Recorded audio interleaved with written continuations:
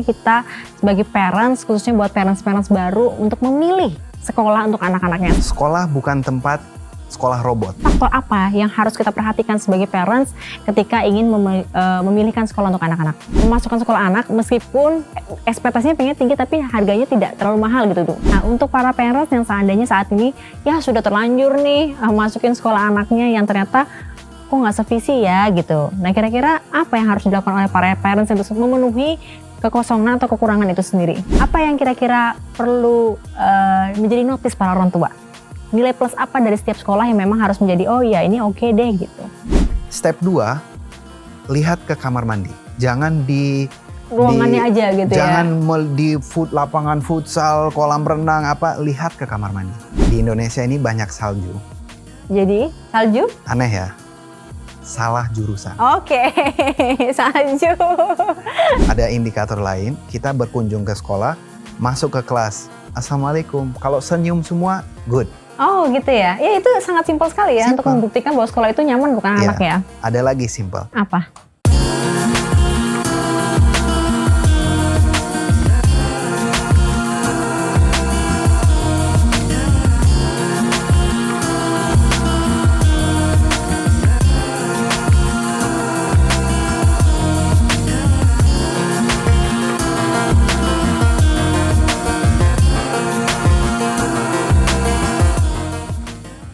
Bagaimana kabarnya? Senang sekali akhirnya saya Berry Fidiari bisa menjumpai parents dalam program Parenting. Seperti biasanya, Parenting akan hadir dalam memberikan insight untuk parents semua di sini dalam mengambil kebijakan ataupun memberikan insight pada parents semua di sini. Nah, dalam kesempatan kali ini kita mau ngomongin soal sebelumnya kita udah ngomongin soal bagaimana kecerdasan pada anak, bagaimana setiap anak adalah bintang. Nah, sekarang kita akan ngomongin tentang bagaimana sih sebenarnya sekolah-sekolah itu dalam perannya sebagai pencetak anak kah atau mungkin sebagai pembentuk karakter kah atau sebagai fasilitator anak dalam perkembangannya. Telah hadir di tengah-tengah kita Mr. Zain. Hai. Halo. Bagaimana kabarnya? Thank you, very well. Happy. Alhamdulillah. Alhamdulillah sehat ya? Alhamdulillah Oke. sehat. Mr. Zain adalah praktisi pendidikan yang juga banyak banget bersuara atau menyuarakan terkait dengan sekolah manusia gitu kan. Apa sih sekolah manusia itu kalau boleh tahu? Maksudnya dalam artian sekolah untuk manusia kah atau konsepnya seperti itu? Tentunya kita ada sekolah isinya manusia semua pasti. Oke.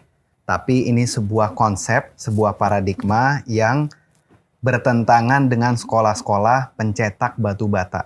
Oke. Jadi kita suka bilang ada sebuah quotes, sekolah bukan mesin atau pabrik pencetak batu bata. Artinya apa? Kita menerima anak beragam, macam-macam, backgroundnya, kemampuannya, kondisinya, dan lain-lain. Jangan sampai ketika dia masuk instansi sekolah, keluarnya sama semua. Itu satu. Yang kedua, sekolah bukan tempat sekolah robot. Di mana orang tua atau sekolah mengharapkan anak itu menjadi seperti robot. Apa artinya? Robot itu menghafal cepat ya. Robot itu pintar, dalam tanda kutip, cerdas, mengikuti perintah. Tapi dia satu settingan dan dia tidak punya satu key factor. Itulah hati. Kemanusiaan, empati, peduli sesama lain, itu yang kita merasa sudah mulai hilang dari dunia sekolah. Oke. Nah, maka itu kita berusaha mengajak kembali ayah bunda, bapak ibu, guru semua untuk kembali memanusiakan manusia. Dalam arti apa? Kita bahas konteks sekolah.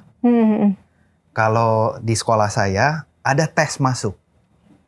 Dan tes ini sangat sederhana. Yaitu tes denyut nadi. Wow, untuk apa? Nggak cuma buat lari doang. Kalau ada nadinya tidak berarti bisa masuk rumah sakit tempatnya. Oh iya, betul. Nah, Oke, seperti lanjut. itu. Nah, kita berusaha sharing kepada sekolah-sekolah lain. Sudahlah, zaman Jurassic ketika kita menerima siswa itu dibebankan dengan tes akademik yang luar biasa. Kalau tidak nilainya tidak sesuai standar akademik yang diharapkan, tidak diterima.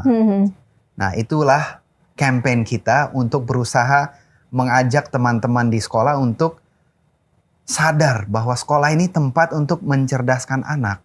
Tempat untuk memberi fasilitas pendidikan yang terbaik. bukan menerima yang sudah jadi. Betul. Nah, itulah tugasnya sekolah. Dan sekali lagi, tidak mengharap kesempurnaan.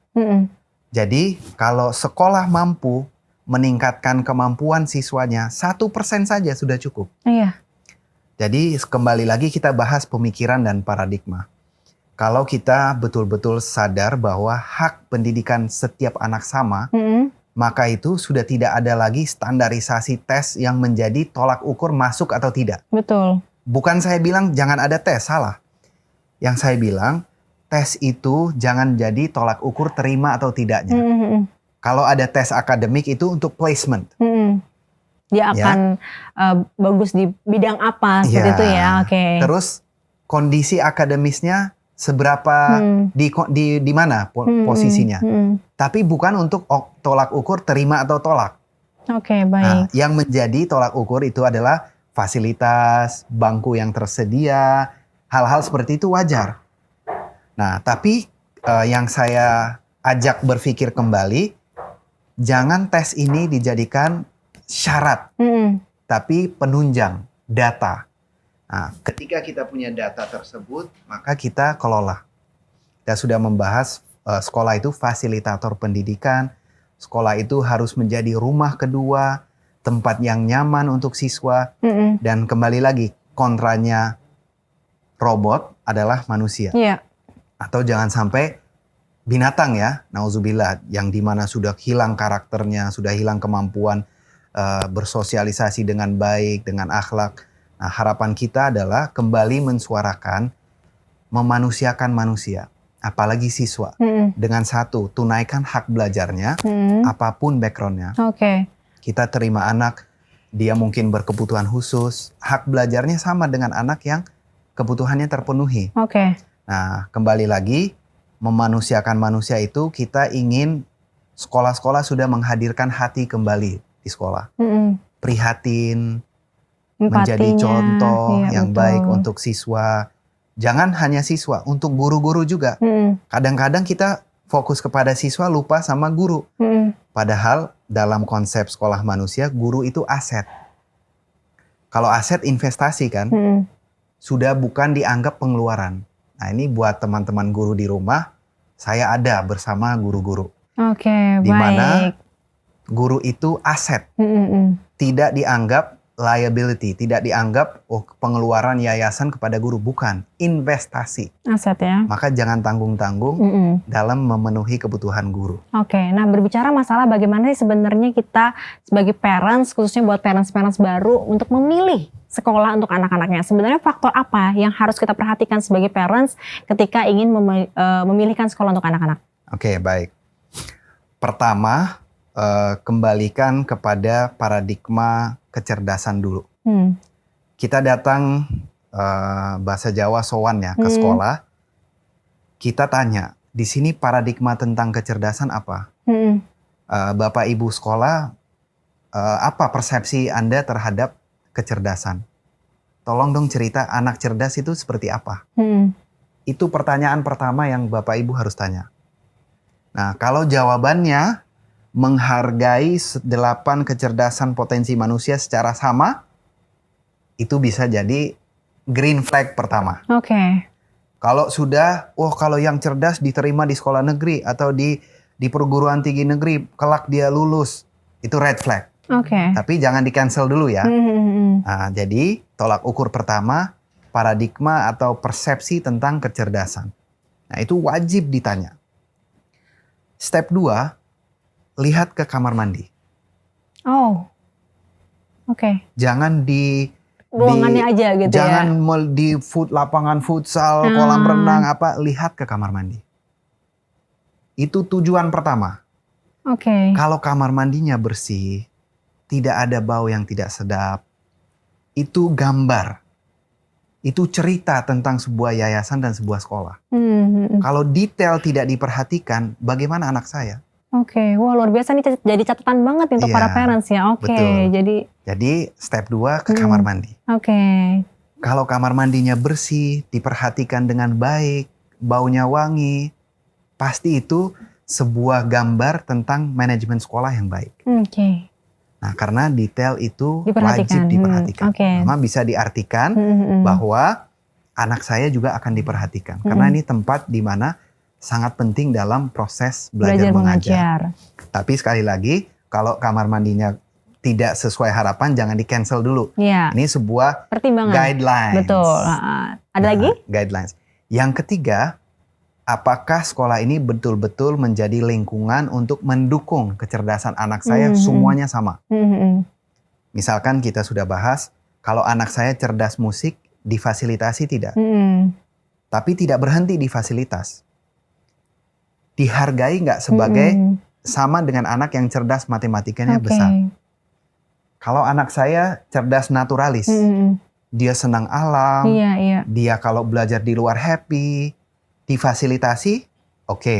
Tapi dihargai sama dengan anak lain atau tidak? Oke, baik. Nah, ini tips praktis 3 saja cukup. 3 saja. Yang akan membantu setiap orang tua dalam memilih sekolah yang tepat. Oke. Sekali lagi, kami berharap ke depan insya Allah masih makin berkembang. Tolak ukur penerimaan siswa itu bukan tes standar. Tapi bisa membuat tes itu sebagai data untuk mengembangkan siswa kelak di sekolah. Oke, baik. Mr. Zen, kalau ngomongin soal tadi yang Mr. Zen sampaikan secara detail, apa saja sih yang menjadi istilahnya guideline lah buat para orang tua baru untuk bisa memasukkan anaknya sekolahan.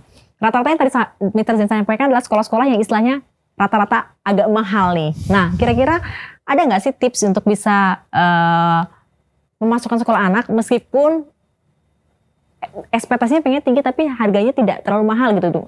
Seperti itu ada nggak sih? Kalau menurut saya ya, mahal dan tidak itu relatif ya. Relatif. Tapi kalau 3 guidelines ini, sekolahnya murah, terima, ambil. Tetap bisa ya? Bisa gitu ya? Jadi semua ini dari pemikiran dan lingkungan yang akan membentuk anak kita dari segi karakter dan juga akademis. Jadi kembali lagi, ini pertanyaan yang menarik. Karena relatif bersih mahal. Padahal itu dasar kebutuhan manusia. Nah, tapi kalau bisa kita di demografi apapun tetap menjadikan itu sebagai tolak ukur. Tapi kalau minimal dari satu segi kurang, di segi paradigma sama. Jadi paling tidak ada satu frekuensi di bidang memahami tentang bagaimana visi misi tentang kecerdasan itu sendiri. Nah untuk para parents yang seandainya saat ini ya sudah terlanjur nih masukin sekolah anaknya yang ternyata kok nggak sevisi ya gitu. Nah kira-kira apa yang harus dilakukan oleh para parents untuk memenuhi kekosongan atau kekurangan itu sendiri? Ya itu mungkin kalau sudah terlanjur, sudah kadung, kita bisa lebih menguatkan di rumah. Penguatan di rumah. Apa saja yang dibutuhkan? Penguatan itu percaya diri kepada anak.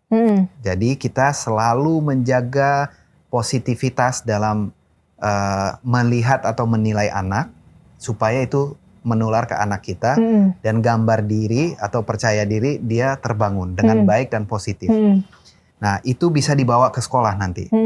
Nah, jadi kalau misalkan ada kekosongan di sekolah, di rumah juga kosong, udah disaster. Jadi masih ada harapan. Karena sekolah itu ada yang betul-betul belum bisa memenuhi setiap gap yang dibutuhkan anak, tapi di rumah bisa di backup. Nah itu saja. Tapi ini ajang yang baik untuk parents yang punya paradigma ini, mengajak diskusi. Yang berwajib di sekolah, ayo kita discussion yuk. Paradigma tentang kecerdasan itu yang saya pelajari dan saya praktekkan seperti ini loh. Saya yakin pasti akan mulai dialog, pasti akan dilirik. Tapi kembali lagi tips untuk orang tua yang ada gap di sekolah, perkuat di rumah dan di aktivitas di luar. Misalkan ikutkan klub, ada math club, English club, swimming club, ikutkan di lingkungan yang mendukung kecerdasannya. Jadi ketika dia kosong di sekolah formalnya, dia akan bisa mendapatkan di tempat yang lain dan itu akan terpenuhi seperti itu ya. Betul. Tanpa harus istilahnya kita pindah sekolah atau mungkin kita effort untuk bisa mencari tambahan yang lain seperti itu ya. Nah kalau ngomongin soal sekarang pendidikan di sekolah juga sebenarnya dengan adanya berbagai macam ilmu parenting, sekolah tuh cukup mengimbangi lah sekarang ini gitu kan. Apa yang kira-kira perlu menjadi notice para orang tua? Nilai plus apa dari setiap sekolah yang memang harus menjadi, oh ya ini oke deh gitu. Kalau saya, nilai plus yang harus dicari adalah communication Antara orang tua dan pihak sekolah. pihak sekolah. Oke. Kalau communication dari pihak sekolah dan orang tua itu ada gap, itu calon masalah, bom waktu. Misalkan kondisi anak kita di sekolah tidak di-report ke orang tua, atau ada problem yang terjadi disembunyikan, tidak dibuka kepada orang tua, apapun itu. Nah, jadi titik sederhananya communication itu jadi tolak ukur yang besar. Ada apa di rumah juga orang tua melapor ke sekolah. Karena 80% bahkan lebih problem yang ada di sekolah itu dari rumah bawaan, non-akademis. Ada mental issue, ada broken home, ada banyak sekali faktor yang menjadi problem di kelas atau di sekolah, tapi guru yang disalahin. Padahal itu bawaan masalah dari rumah. Nah, itu terjadi kenapa? Komunikasi dari rumah tidak sampai ke guru, tidak sampai ke sekolah. Maka itu yang ada, anak tidak bisa berkembang akademisnya, yang disalahin sekolah, apalagi guru, kasihan. Nah, maka itu untuk menjembatani dua hal ini, communication alatnya. Oke. Nah, jadi ketika komunikasi antar sekolah sudah dirasa sangat efektif, bisa sama-sama saling berkomunikasi. Harus dua arah. Dua arah. Jadi saling melapor, saling update, saling komunikasi itu akan menjadi lebih mulus, lebih baik. Dan itu salah satu ukur bisa kita pilih sekolah juga, bagaimana komunikasi dari awal dari pihak sekolah ke orang tua. Tapi pastikan itu bukan perangkap ya untuk kita daftar. Habis itu tidak. Habis itu jangan. Oke, nah kalau ngomongin soal sekarang pendidikan karakter juga menjadi poin banget tiap orang tua untuk bisa menyekolahkan anaknya gitu kan. Seberapa sih pentingnya pendidikan karakter menjadi landasan kita gitu untuk menjadi alasan? Oke. Ada sebuah konsep yang sederhana. Kita semua memenuhi kebutuhan anak kita secara fisik. Sarapan yang sehat, pakaian yang bersih dan rapi. Buku, baju rapi, tas rapi. Tapi itu kebutuhan fisik dan dasar. Ada lagi kebutuhan yang sering dilupakan. Kebutuhan emosional. Nah, kebutuhan emosional ini kadang-kadang problemnya akar masalah hubungan atau kecerdasan emosional ini cuman waktu. Jadi dia berangkat sekolah, orang tuanya tidak ada di rumah. Pulang sekolah, orang tuanya tidak ada di rumah. Dia ingin mengeluh, cerita, curhat. Aku di sekolah begini, aku begini, teman aku begini. Gap. Tapi waktu demi waktu itu dalam hatinya, dalam jiwanya itu membangun problem sehingga menjadi bom waktu. Nah, itu kebutuhan yang banyak dilupakan orang tua. Sehingga problemnya non-akademis berdampak ke akademis, berdampak lagi ke medis, nauzubillah. Nah, itu salah satu. Yang kedua, kebutuhan spiritual. Kenapa kita buka berita itu udah puyeng kepala kita. Tawuran di mana-mana. Saling bully, caci maki. Hal-hal yang 10 tahun yang lalu sudah nggak mungkin kita pikirkan anak lakukan di sekolah. Karena dia kebutuhan gizi atau spiritualnya nol. Nah, jadi kebutuhan itu kita betul-betul perhatikan dari kecil. Emosionalnya bagus.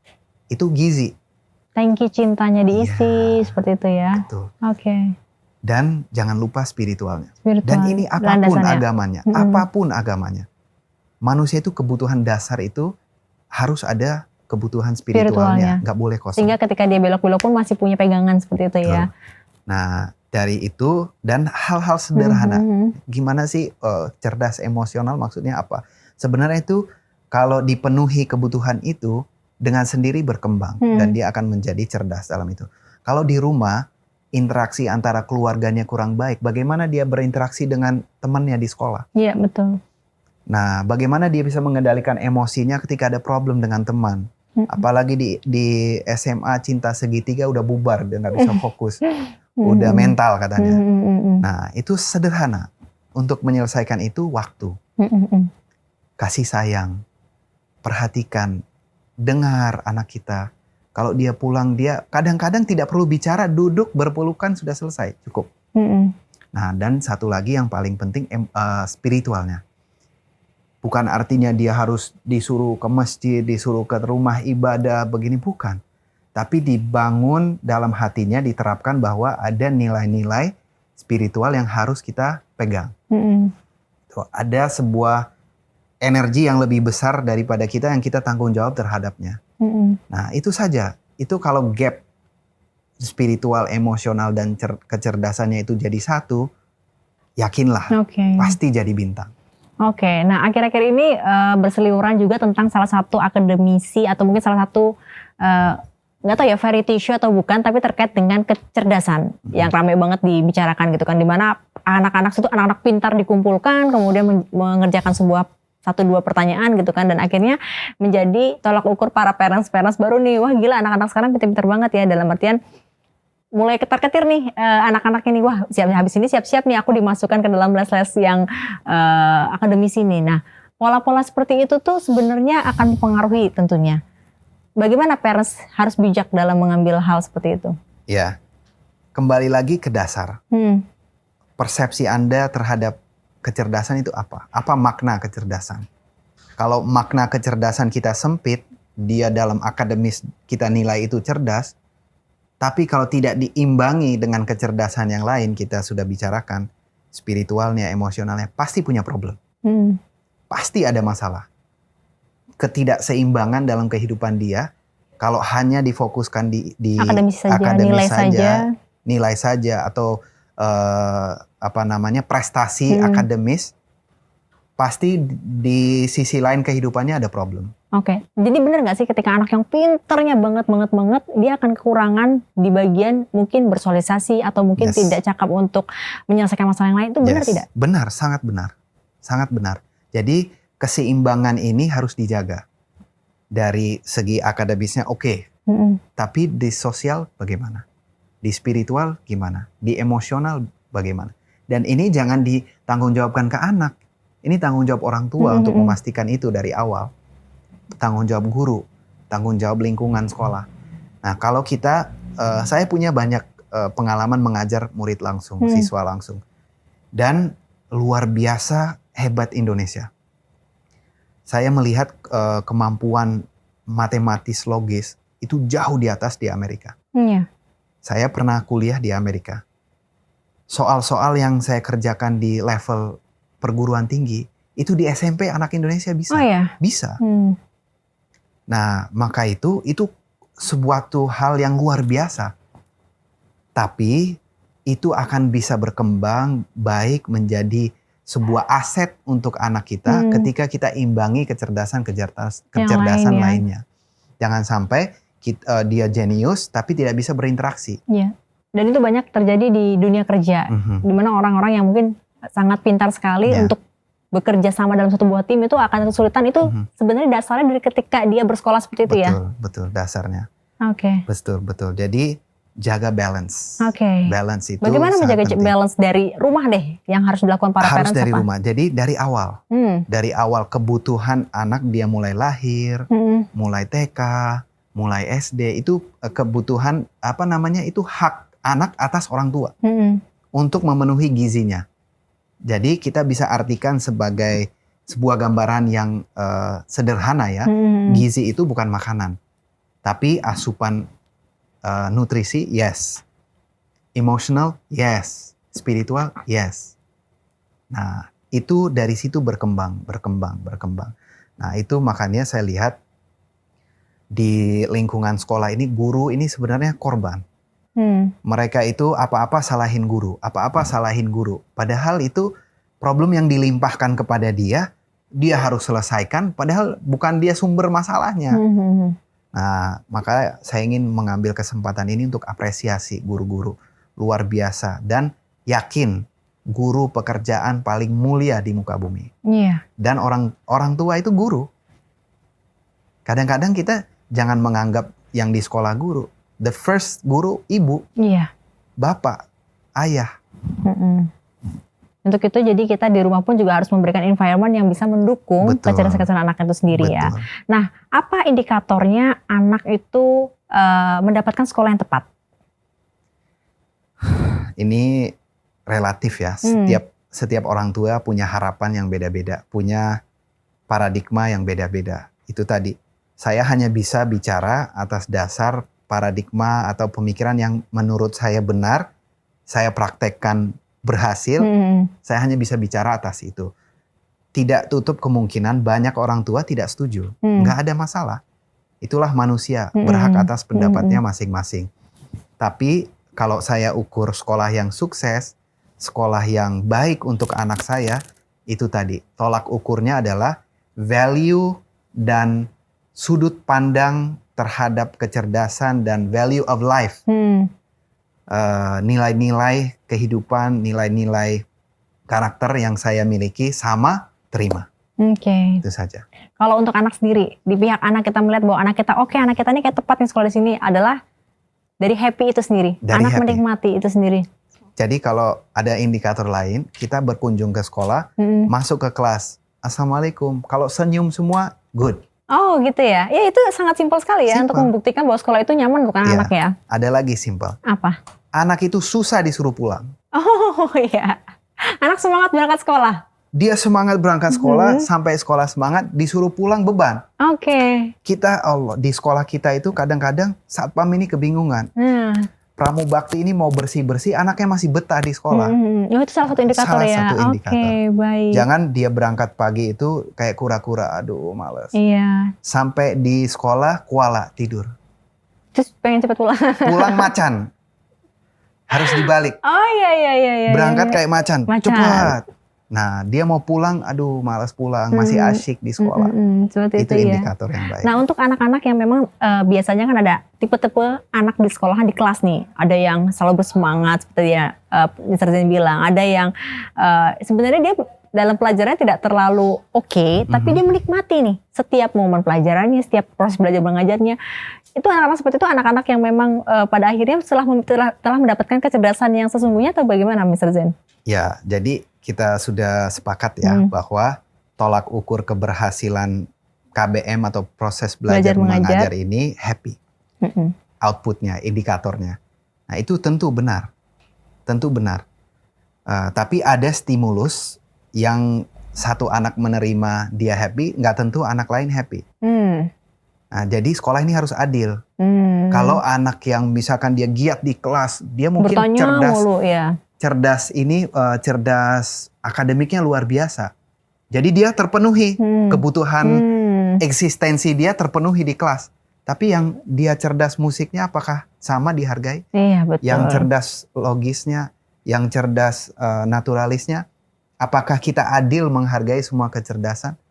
Nah, jadi tolak ukurnya semuanya happy. Oke. Nah itu jadi guru menjadi helikopter view. Betul. Ya, melihat bahwa oh ini satu anak udah mulai bosan nih kayaknya nguap-nguap nih gitu. Jangan kan. salahin anaknya, gurunya. Oh berarti ya. Oke, mungkin cara pengajarannya mungkin tadi ya seperti yang kita bilang adalah pintu-pintunya ada banyak, dia masuk ke pintu yang kecerdasan yang mana seperti itu ya. Kalau dia temu problem apa, dia bisa identifikasi ini problem akademis, problem di sekolah apa di rumah. Kalau di rumah dia tidak semangat di kelas, cari tahu. Kalau ada problem di rumah, ajak diskusi orang tuanya itu ya. Selesaikan itu supaya rata kepuasan di kelas itu sama. Kalau di sekolah saya itu setiap kelas ada senyum, ada cemberut, ada flat. Oke. Jadi setiap dia masuk, dia keluar kelas dia coret. Hari ini seperti apa? Jadi itu dikumpulkan, dijadikan data keberhasilan guru dan sekolah itu sudah sampai mana dengan kepuasan siswa. Jadi bukan hanya sekedar orang tuanya saja yang memberikan kepuasan, tapi anak-anaknya nih sebagai pelakunya juga nih sehari-hari nih juga harus seperti itu ya. Oke, ini juga bertepatan sekali dengan tahun ajaran baru masuk sekarang ini dan setiap parent berlomba-lomba untuk memberikan yang terbaik. Pastinya tidak ada parents yang tidak akan memberikan terbaik dengan berbagai perbandingan komparitas sekolah, masing-masing sekolah. Sekarang banyak banget sekolah-sekolah yang juga metodenya macam-macam nih. Ya kan ada metode yang Montessori, ada metode-metode yang berpihak pada anak, metode yang alam gitu-gitu. Itu balik lagi semua sekolah itu bagus, berarti tergantung pada karakter anak itu sendiri ya. Kebutuhan, bukan karakter. Bukan. Oke. Kebutuhan orang tua dan anak. Jadi values, semua itu berangkat dari value. Kalau anak SD pasti tidak bisa memilih sekolah sendiri. Ya. Berarti otomatis tanggung jawabnya ke orang tuanya. Value apa yang orang tua ini miliki yang harus dipenuhi? Carilah sekolah sesuai value kita. Value orang tua masing-masing ya. Nah, jadi itu berangkat semua dari value, dari kebutuhan. Nah, jadi makanya sekolahlah anak Anda sesuai kebutuhan Anda. Oke, jadi kalau ngomongin soal anak sesuai karakter tidak ya? Justru tidak, kebutuhan. Nah, kalau sudah sampai level SMA, itu orang tua susah untuk memilih sekolah untuk anak SMA. Maka kebutuhan anak Anda apa, kebutuhan siswanya apa, carilah sekolah yang bisa memenuhi kebutuhannya.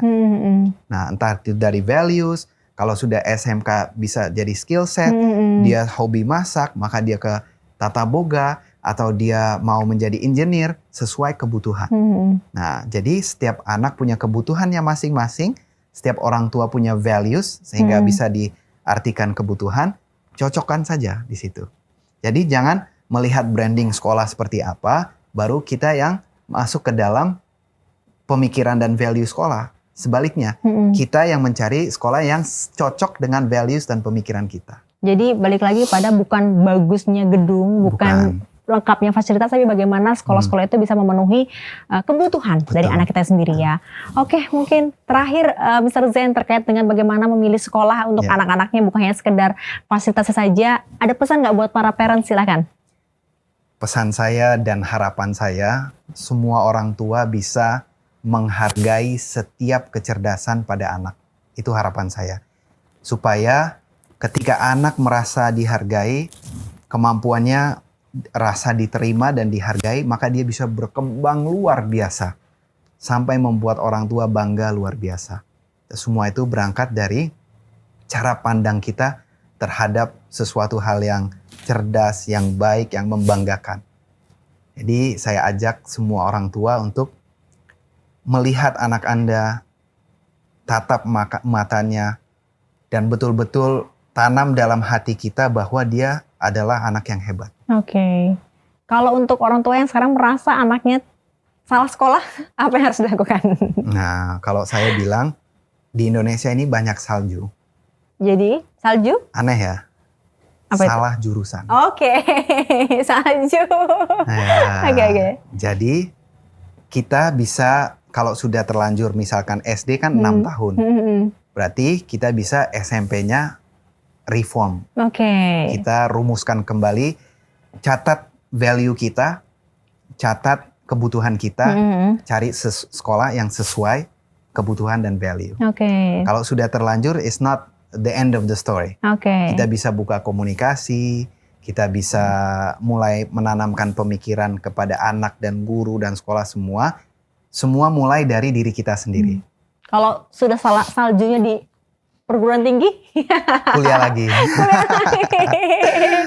Oke, baik. Terima kasih Mr. Zen untuk informasinya. Ini sangat bermanfaat banget buat para parents untuk bisa mendampingi, memberikan fasilitas juga kepada para anak-anaknya. Bagaimana sih memilih sekolah yang memang sesuai dengan kebutuhan ternyata, bukan sesuai dengan karakternya saja. Seperti itu. Mr. Zen, thank you. Thank you so much. Terima kasih banyak. Kita akan berdiskusi lagi di lain kesempatan. Baik, saya Berni Fridiari pamit undur diri. Sampai jumpa. Dadah.